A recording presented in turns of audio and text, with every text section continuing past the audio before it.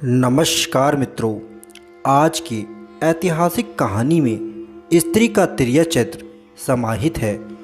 जो भी स्त्री के तिर्या चरित्र को समझ लेता है वो कभी जीवन में धोखा नहीं खाता है। बीते कल की बात को ही इतिहास कहा जाता है। दोस्तों, 1608 ईसा पूर्व की बात है। सियालकोट राज्य का एक राजा था, सलवान। सालीवान या सालवाहन नाम से भी उसे जाना जाता था, जो जन्म तो उज्जैन के चक्रवर्ती राजा विक्रमादित्य शाही परिवार से पाया, लेकिन पालन पोषण एक कुम्हार के घर में हुआ था। वो बहुत ही न्यायप्रिय धर्मात्मा के नाम से प्रसिद्ध था। सलवान का पहला विवाह इच्छरा से हुआ।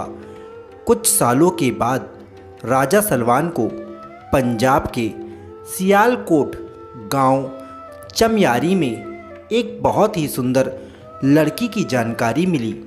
राजा सलवान ने उस लड़की को देखा और देखते ही उस पर मोहित हो गए। वो लड़की एक चमार परिवार की थी जिसका नाम था लोना।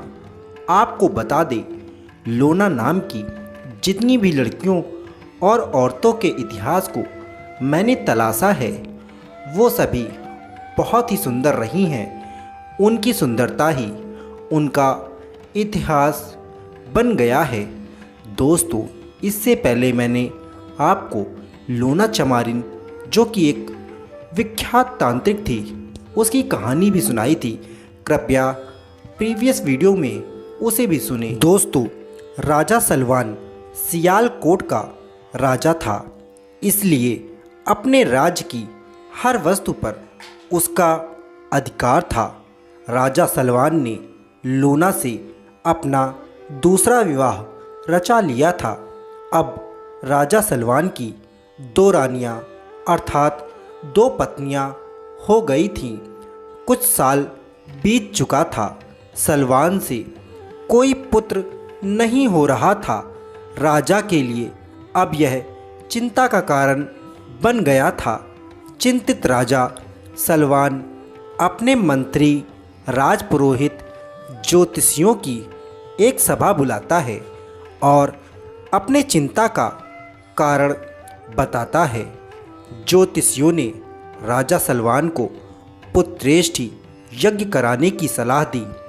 पुत्रेष्टि यज्ञ के फलस्वरूप बड़ी रानी इच्छरा को गर्भ रह गया। समय धीरे धीरे पूर्ण हुआ और एक बहुत ही सुंदर पुत्र की उत्पत्ति हुई। राजा सलवान बहुत ही प्रसन्न हो गए। राजपुरोहित और ज्योतिषियों को दरबार में बुलाया और अपने पुत्र का नामकरण करने व कुंडली देखने को कहा। राजपुरोहित व ज्योतिषियों ने नामकरण कर कुंडली बनाया, उस पुत्र की तेजमयी गाथा को बताया और कहा, हे राजन, इस पुत्र को 12 साल तक आप नहीं देख सकते हैं और अन्य किसी के द्वारा पुत्र को देखा गया तो पुत्र के लिए काफ़ी अपशकुन होगा। इसलिए उचित होगा कि रानी के साथ इस तेजस्वी पुत्र पूरन को रखने की उचित व्यवस्था करें, जहां रानी के अलावा इस पुत्र पर अन्य किसी की नज़र न पड़ सके।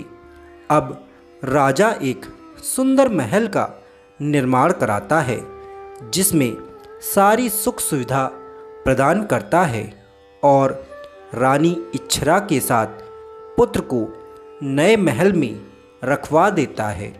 जो भी रानी और पुत्र पूरन के ज़रूरत की सामग्री जैसे भोजन, पानी, मनोरंजन का साधन सब महल में बाहर से ही रखवा दिया जाता था।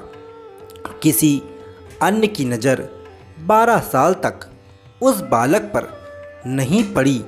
समय के साथ साथ अब राजा वृद्ध होने लगा और इधर जो राजा की दूसरी पत्नी लूना थी, वह शरीर यौन सुख से वंचित होती गई क्योंकि वह अभी राजा से काफ़ी उम्र में छोटी और जवान थी।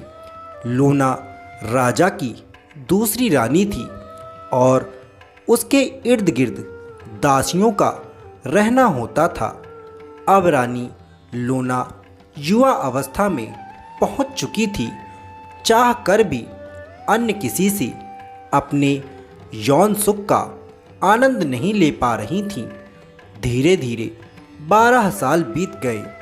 पुरोहित व ज्योतिषियों के कहने पर सलवान ने पुत्र पूरन और इच्छरा को महल में धूमधाम से आमंत्रित किया। पूरन का देखभाल अच्छे से हुआ था, इसीलिए 12 वर्ष का पूरन शरीर से बहुत ही सुंदर, जवान, तेजस्वी दिख रहा था। माता द्वारा प्राप्त बालपन शिक्षा से पूरन बहुत कुछ समझ भी गया था। धनुर्विद्या, तलवारबाजी, घुड़सवारी आदि में वह पारंगत था। उस समय का 12 वर्ष इस समय का बच्चा ही कहा जाता है। उस समय तो 12 वर्ष में विवाह भी हो जाता था। भेंट मुलाकात, लाड प्यार के बाद राजा ने पूरन को छोटी रानी के कक्ष में सौतेली माँ लूना से मिलने के लिए भेज दिया। पूरन अपनी छोटी माँ से मिलने गया। जब छोटी माँ रानी लूना ने पूरन को देखा तो वह मन में पूरन से वासना की इच्छा जागृत सी करने लगी। अब धीरे धीरे लूना अपने तन मन को पूरन के प्रति समर्पित कर पूरन को अपने तन मन के प्रति आकर्षित करने का प्रयास करने लगी। तब पूरन के समझ में नहीं था ये सब क्या है, क्योंकि पूरन अभी इन सब बातों से बिल्कुल अनभिज्ञ था। राजा सलवान पूरन की शिक्षा दीक्षा प्रारंभ कराते हैं। कुछ समय में पूरन को संपूर्ण ज्ञान की प्राप्ति होने लगी थी। लूना के यौन सुख का प्रस्ताव जो कि पूरन ने ठुकरा दिया और कहा, आप मेरी माता के समान हो, आपके साथ ऐसा करना पाप है। फिर भी लूना मानने को तैयार नहीं थी। पूरन के साथ यौन सुख प्राप्त करने के लिए वह तरह तरह का प्रयास करती रही। एक दिन लूना अपनी दासी से कहती है, आज मेरा और कच्छ का श्रृंगार इतनी अच्छी तरह से करो कि मैं सुंदरता की मूरत लगूं। दासी बाग से बेला चमेली तरह तरह की फूल ले आई और जो लूना वैसे ही सुंदरता की मूरत थी उसको सजाती है। आज तो लूना परियों से भी सुंदर दिख रही थी कि लूना पूरन को मिलने के लिए बुलावा भेज देती है। रात्रि का समय था। पूरन अपनी छोटी माँ के बुलावा को माँ की आज्ञा मान कच्छ में चला आता है। लूना उस रात्रि अपने दासियों को कच्छ में आने से बिल्कुल मना कर देती है और प्रहरियों को भी कच्छ के द्वार से दूर रहने का आदेश दे चुकी थी। जब पूरन लूना के कच्छ में प्रवेश किया, लूना कच्छ का द्वार बंद कर देती है और पूरन के पास बैठ यौन सुख की इच्छा व्यक्त करने लगती है। लूना का प्रयास सफल नहीं हो रहा था। पूरन ने कहा कि आप मेरे पिता की पत्नी हैं और आप मेरी माँ के समान हैं। ऐसा करना हम दोनों के लिए पाप है। तब लूना ने कहा, मैं तुम्हें तुम्हारी माँ के समान कैसे दिख रही हूँ? तुम्हारी माँ और मेरे में उम्र का अंतर तुम्हें नहीं दिखाई देता है? मैं तुम्हारे उम्र से थोड़ी सी ज़्यादा हूँ। मैं सुंदर हूँ, तुम मुझे अपना लो।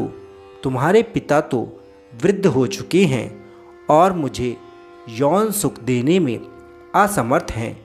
लोना ऐसी ऐसी बातें उसको बोलती है और कहती है कि ऐसे में मैं कहाँ जाऊँ?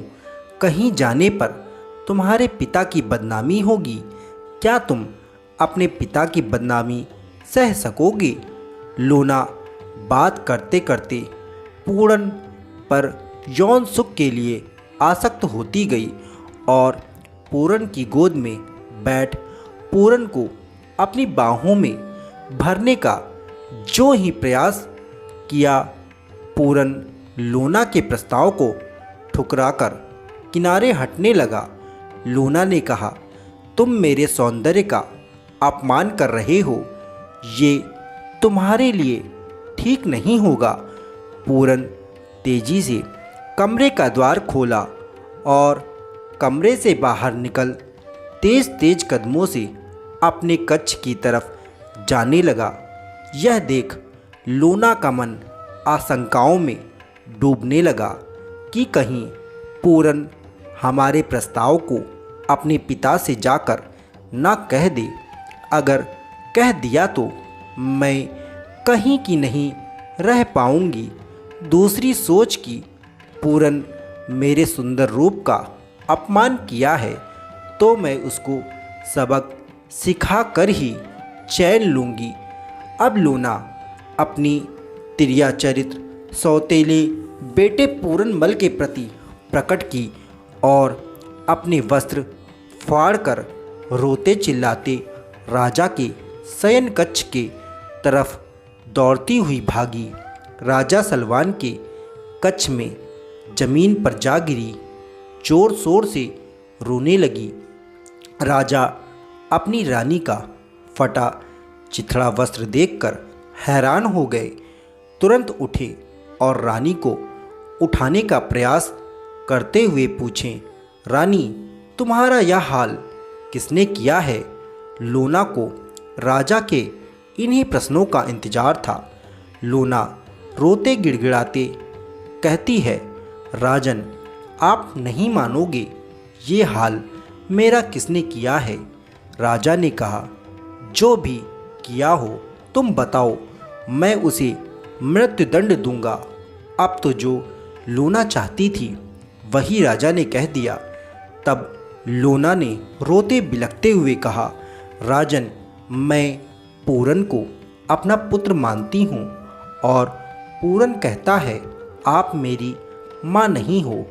मेरी माँ तो इच्छरा है।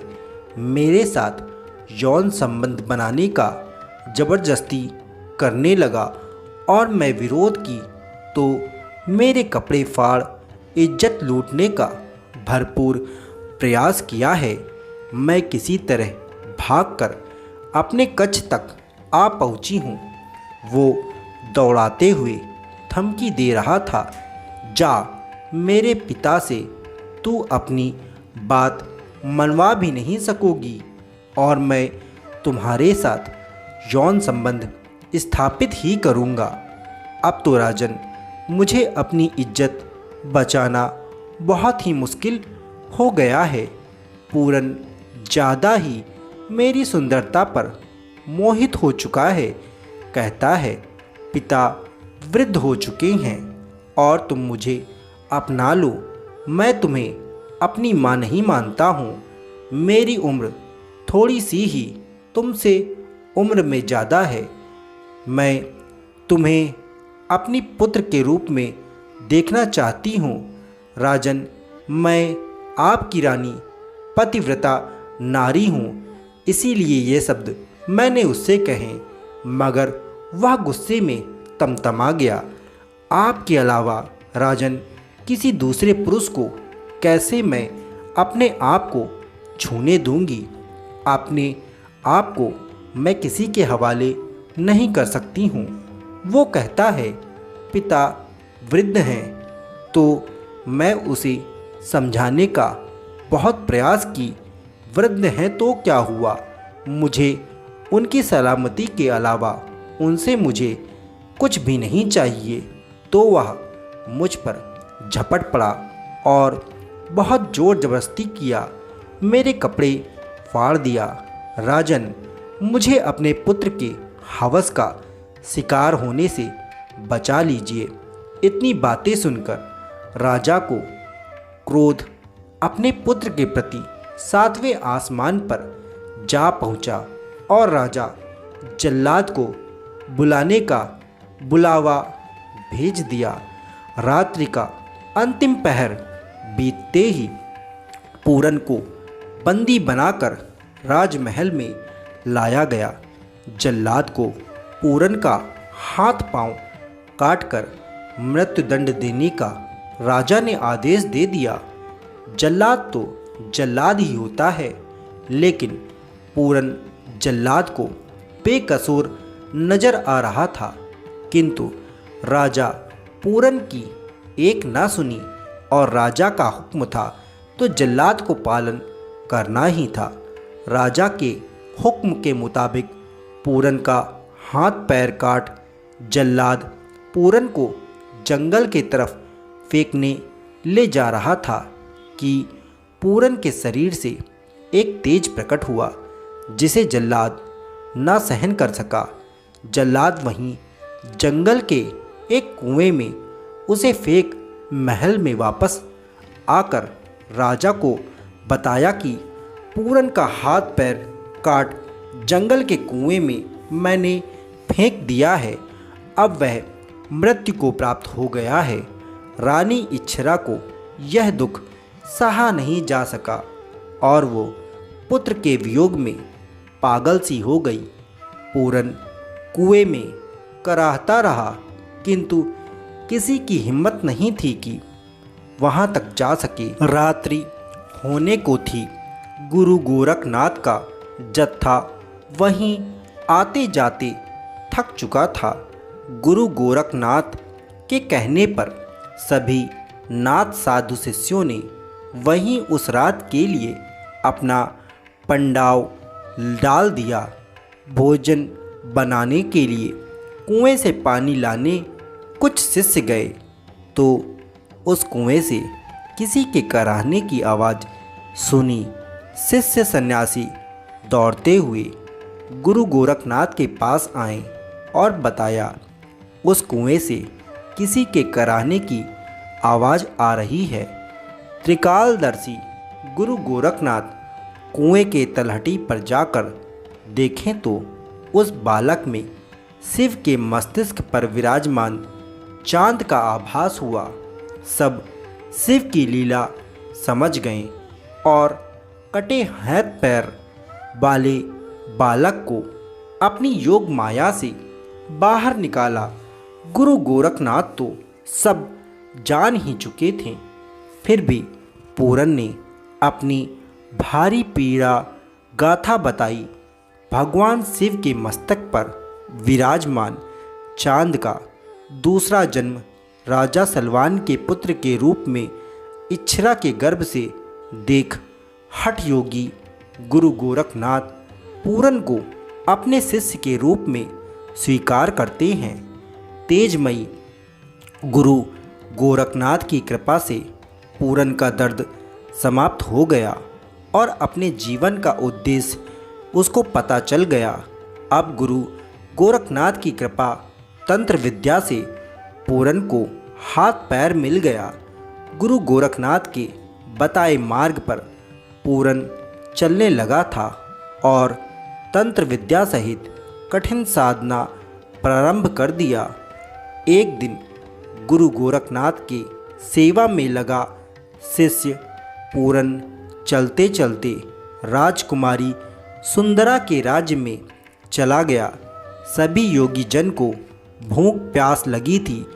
गुरु का आदेश हुआ, शिष्य पूरन, आज हम लोग यहीं विश्राम करेंगे, तुम भोजन की व्यवस्था करो। गुरु का आदेश मान भिक्षाटन के लिए वह निकल ही रहे थे, तब गुरु ने चिताया, इस राज्य की राजकुमारी बहुत ही निर्दयी है।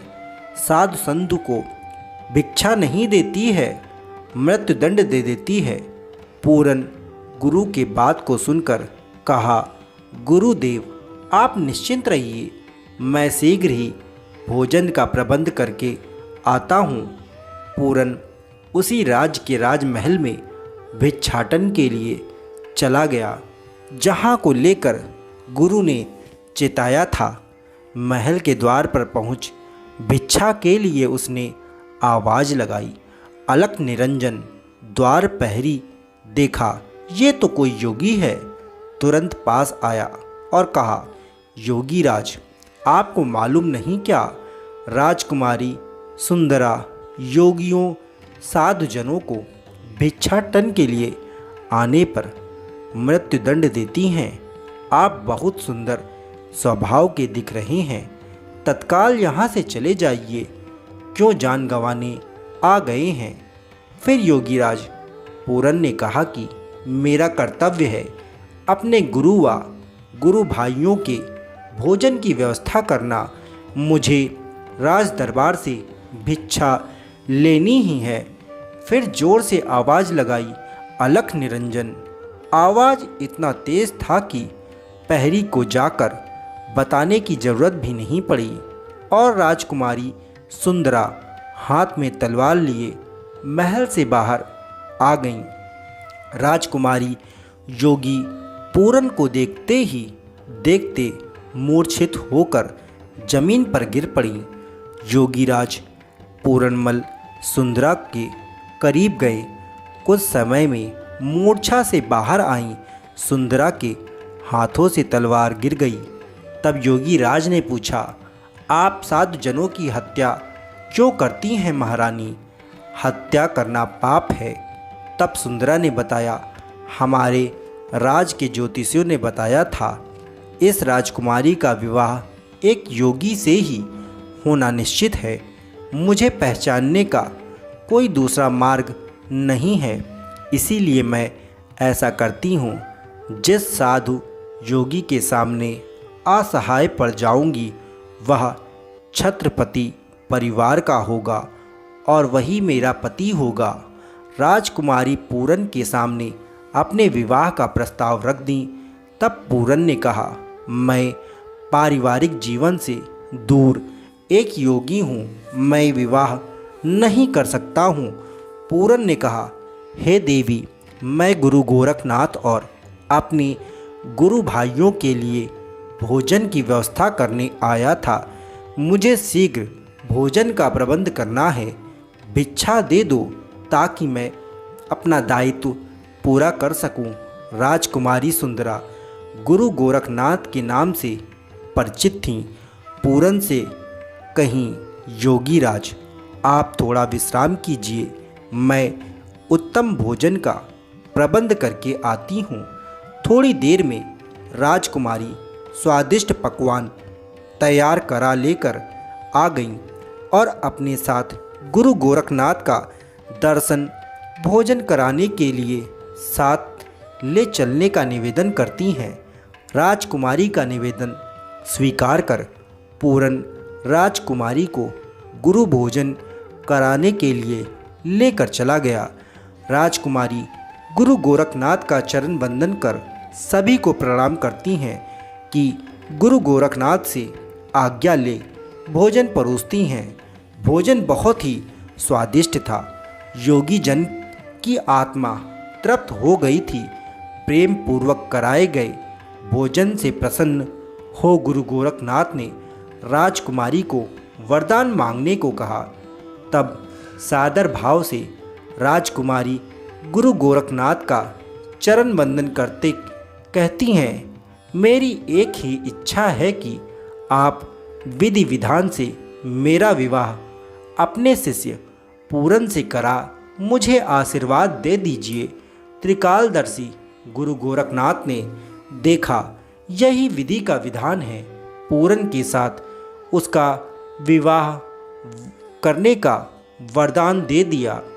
पूरन का गुरु आदेश पर शाही ठाट बाट से विवाह संपन्न हुआ।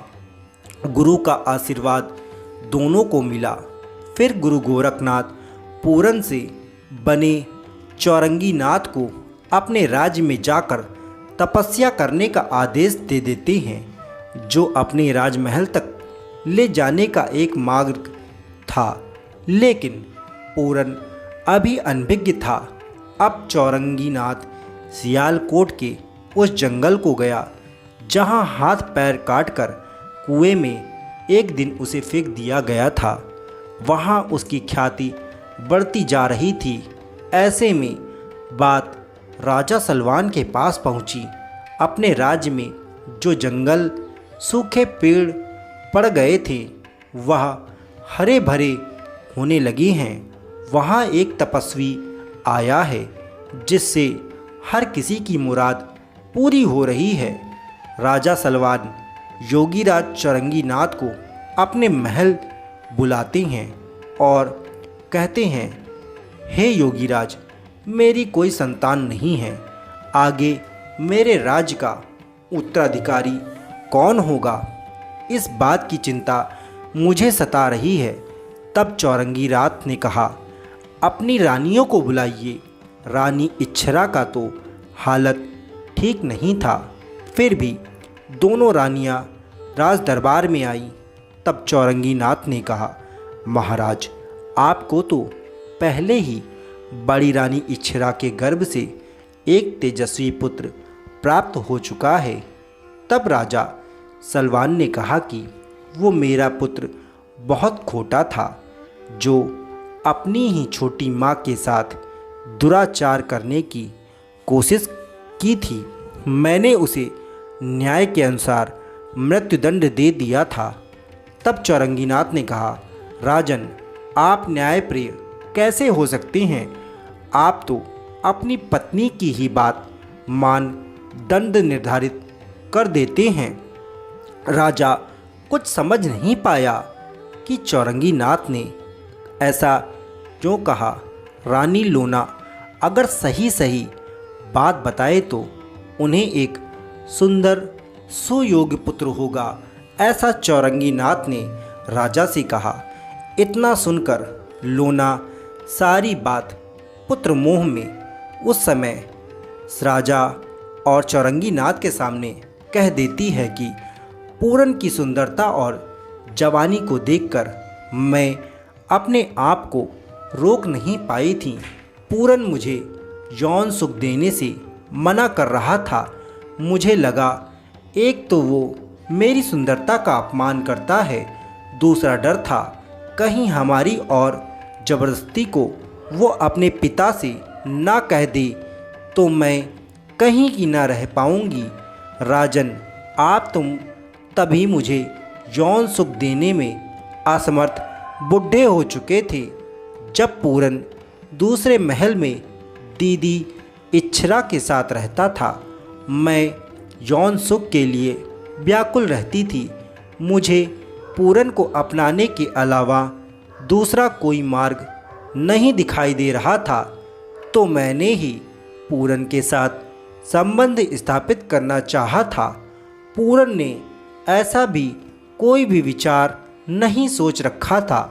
इतनी बात सुनकर राजा को ऐसा लगा कि उसके प्राण पखेरु ही हो गए हैं। पूरन से बना चौरंगी नाथ जब देखता है कि मेरे आँखों के सामने ही मेरा पिता पुत्र वियोग में प्राण त्याग देगा, तब चौरंगी नाथ ने कहा, हे राजन, वो आपका पुत्र मैं ही हूँ, आंखें खोलिए।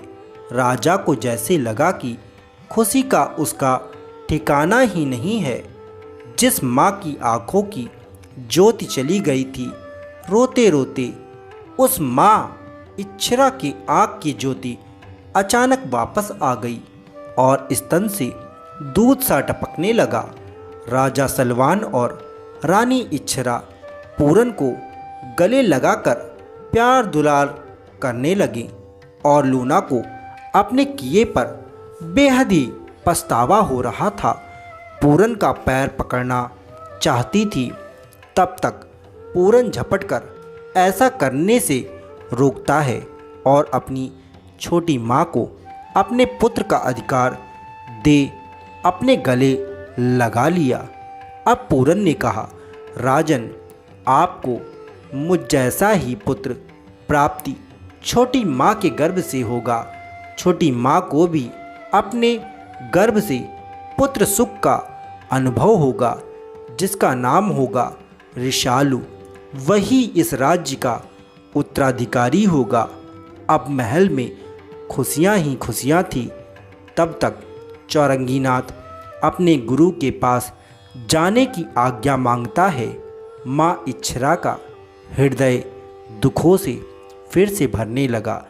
रोकने का प्रयास किया कि कहा, तब माँ आपकी देखभाल के लिए राजकुमारी सुंदरा आपके साथ रहेगी और आपके अंतिम समय में मैं आपके पास आ जाऊंगा। मुझ पर आपका जितना हक है उससे अधिक गुरु गोरखनाथ का मुझ पर हक है, जो मुझे दूसरा जीवन प्रदान किए हैं। मैं एक योगी हूँ। मैं यह राज सुख नहीं भोग सकता हूँ। राजकुमारी से बनी पत्नी सुंदरा को वचन दे। चौरंगीनाथ अपने गुरु गोरखनाथ के सानिध्य में चले गए। 12 वर्षों तक हरिद्वार के भरतरी गुफा में धूनी रमाकर कठोर साधना किया। इन्हें गुरु दीक्षा मत्स्येंद्र नाथ ने और उपदेश गुरु गोरखनाथ ने दिया। पूरन से हुए चौरंगीनाथ अपने नाथ संप्रदाय की सबसे बड़ी गद्दी हरियाणा में स्थापित किया, जो आज स्थल बोहल बाबा मस्तनाथ जी का डेरा के नाम से प्रसिद्ध है। यहाँ चौरंगीनाथ जी की अखंड ज्योति आज भी जल रही है। अब चौरंगीनाथ के चमत्कार को उजागर कर रहा हूँ। चौरंगीनाथ तपस्या कर रहे थे। उसी समय कुछ बंजारे अपने खच्चर पर गुड़ लाद जा रहे थे। तप स्थली आते आते रात होने लगी। आश्रम देख बंजारों ने वहीं रुकने का फैसला किया। आग जलाने के लिए बाबा के आश्रम में एक बंजारा आग की लुत्ती लेने आया। चौरंगीनाथ ने उस बंजारे से पूछा, क्या सामान लेकर जा रहे हो? बंजारा सोचा, गुड़ बता दूं तो कहीं बाबा मांग लेगा तो बोरी खोल देनी पड़ेगी, बहुत झंझट होगा। तो उस बंजारे ने झूठ बोल दिया, नमक ले जा रहे हैं। बाबा चौरंगीनाथ ने कहा, ठीक है, नमक ही होगा। अब अगले दिन बंजारों ने अपने गुड़ की बोरी बाजार पहुंचकर खोली तो सब गुड़ की जगह नमक का ढेला ही था। बंजारे आपस में चर्चा करने लगे, ऐसा कैसे हो सकता है? हम सब गुड़ लेकर चले, यहाँ नमक है। तब उस बंजारे ने कहा, रात आग लेने आश्रम में गया था। वहाँ बाबा ने पूछा, क्या ले जा रहे हो? तो मैंने झूठ बोल दिया, नमक है। तो उसने कहा, ठीक है, नमक ही होगा। बंजारों का मुखिया बाबा के पास दौड़ते हुए आया और बाबा चौरंगीनाथ के कदमों में सर पटक अपने आदमी से हुई गलती के लिए क्षमा मांगी। बाबा चौरंगीनाथ प्रसन्न होकर कहे, जाओ, गुड़ ही है और अच्छा मुनाफा मिलेगा। वापस बंजारा हाट में गया। सब गुड़ हो गया था और बहुत ऊंचे दामों पर बिका। मुनाफा बहुत हुआ। बंजारा खुशी खुशी चौरंगीनाथ के आश्रम में जाकर चरणबद्ध निवेदन किया, बाबा, मैं यहाँ आपके लिए कुटिया बनाना चाहता हूँ। बाबा चौरंगीनाथ आग्रह को स्वीकार कर लेते हैं और बंजारों ने एक 7.5 फीट मोटी चौड़ी दीवार के साथ मंदिर नुमा कुटिया बनाई। इस मंदिर में आज भी चौरंगीनाथ की स्मृति में अखंड ज्योति निरंतर जल रही है। अपनी माता इच्छरा को अंतिम समय में वापस आने का दिया वचन के अनुसार चौरंगीनाथ सियालकोट राज्य को चले गए। मृत्यु के बाद माता को मुखाग्नि दिया। पत्नी सुंदरा को दिए वचन का पालन किया। फलस्वरूप एक सुंदर पुत्र की प्राप्ति हुई जो हरियाणा नाथ संप्रदाय का उत्तराधिकारी बन अपनी नाथ परंपरा का निर्वाह किया। राजा सलवान और सौतेले बेटे पूरन के साथ यौन सुख की कामना करने वाली तिरिया चरित्री रानी लोना चमारिन का पुत्र जिसका नाम रिसालू हुआ, वही रिसालू सलवान के राज का अगला उत्तराधिकारी बन गया। तो दोस्तों, ज़्यादा लालच हमेशा गर्त में ही ढकेलती है। वह लालच किसी भी प्रकार का हो, वह आपको हमेशा निचले स्तर पर लेकर जाता है। जिस प्रकार लोना ने यौन सुख की कामना से अपने पुत्र से ही संबंध बनाने का लालच घर कर लिया था, उसी वजह से उसका जीवन जो कि पुत्र वियोग में तड़पता रहा, अंत में जब उसने वह क्षमा याचना और अपने किए पर शर्मिंदगी व्यक्त की तब उसे वह सुख प्राप्त हुआ। तो दोस्तों, आशा करता हूँ यह कहानी आपको अत्यंत पसंद आई होगी। यदि यह पसंद आई हो तो चैनल को अभी सब्सक्राइब करें और बेल नोटिफिकेशन ऑन करना ना भूलें ताकि इसी प्रकार की कहानी आप तक सबसे पहले पहुँच सके। नमस्कार दोस्तों।